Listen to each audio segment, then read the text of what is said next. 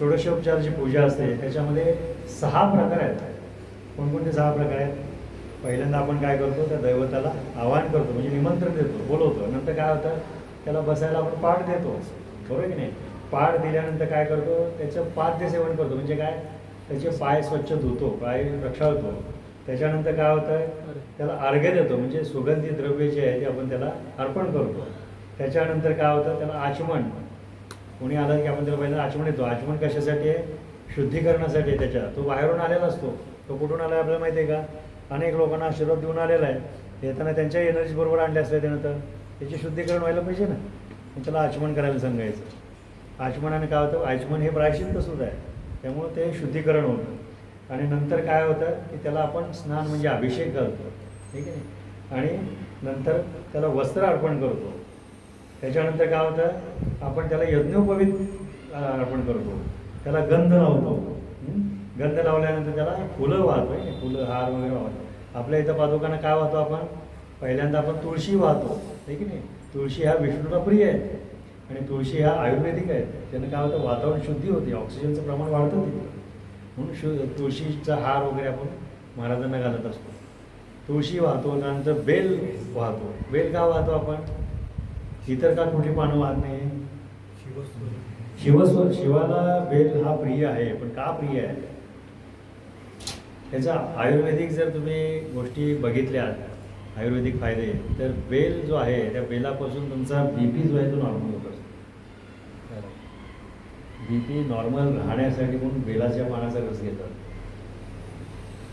पण शिव कसा आहे, एकदम थंड शांत आहे की नाही. त्याचा BP कधी चढल्यावर बघितलं का? त्याचा BP चढल्यावरती तो काय करतो, करतो. तो करू नये म्हणून काय केलं जातं, त्याला तो बेल व्हायला जातो, म्हणजे तो शांत राहतो. त्याच्यानंतर आपण काय करतो, पुष्प अर्पण करतो. त्याला वेगवेगळ्या प्रकारची फुलं आपण करतो. सुगंधी फुलं जे आहेत, त्या फुलामधला जो सुवास आहे त्यामुळे तो माणूस प्रसन्न होत असतो, ते दैवत प्रसन्न होत असतं. आणि पुष्प अर्पण केल्यानंतर मग आपण काय करतो, धूप त्याला दाखवतो, हे की नाही. आपल्या इथं काय करतो, धूप करतो, त्यानंतर अगरबत्तीनं ओवाळतो, त्याच्यानंतर एका निरंजनानं ओवाळतो, नंतर 2 निरंजनानं ओवाळतो, त्याच्यानंतर पंचारतीनं ओवाळतो, त्याच्यानंतर कर्पूर आरतीनं ओवाळतो, आहे की नाही. या सगळ्या आरतीनं आपण ओवाळत असतो. तर धूप झाल्यानंतर दीपाच्या मध्ये आपण बरेच प्रकार घेतलेले आहेत. आणि दीप झाल्यानंतर काय करतो, आपण त्याला नैवेद्य दाखवतो, बरोबर आहे की नाही. नैवेद्य दाखवल्यानंतर त्याला तांबूल देतो. आता तांबूल आपण इथं पहिल्यांदाच ठेवलेला असतो पूजेमध्ये. गणपतीचं पूजन ज्यावेळेला करतो आपण त्यावेळेला काय करतो, तांबूल आणि दक्षिणा दिलेली आहे की नाही. ती दक्षिणा फार महत्त्वाची आहे. दक्षिणा जर दिली नाही तर आशीर्वाद प्राप्त होत नाहीत. म्हणून गुरुला दक्षिणा जी आहे त्याचा अधिकार असतो. त्याला जर दिले नाही त्याला आशीर्वाद देऊ शकणार आहे का? तो नाही देऊ शकणार. किती मनात असलं तरी सुद्धा ते प्रकार आहेत. तुम्ही 1 रुपये द्या नाही तर 10 रुपये द्या, हे त्याचा काय अधिकार असतो. दैवतसुद्धा दक्षिणेशिवाय प्रसन्न होत नाहीत. तुमची पितरसुद्धा जी असतात, ज्या वेळेला त्यांची श्राद्ध केली जातात त्यावेळेला त्यांना विडा दिला जातो. त्या विड्यावरती दक्षिणा असते. तो विडा, तांबूल आणि दक्षिणा दिल्यानंतरच ती पितृ आशीर्वाद देतात.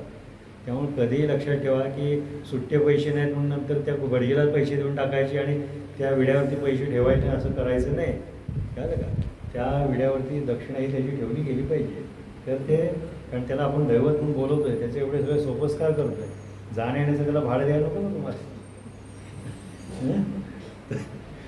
तर तांबूल त्याला दिलं जातं. नंतर काय होतं, निरंजन त्याला ओवाळलं. तुम्ही सगळ्यांनी ओवाळलं की नाही नंतर. आणि नंतर काय करतो, आपण प्रार्थना करत असतो, प्रदक्षिणा स्वतःभोवती करतो, किंवा इथं मंत्रपुष्पांजली आपण घेतो. आणि मंत्रपुष्पांजली हे मंत्राने आवाहन करून काय करतो ते आपण त्याला अर्पण करत असतो. असे 16 संस्कार जे आहेत, हे उपचार जे आहेत, हे षोडशोपचारात येत असतात.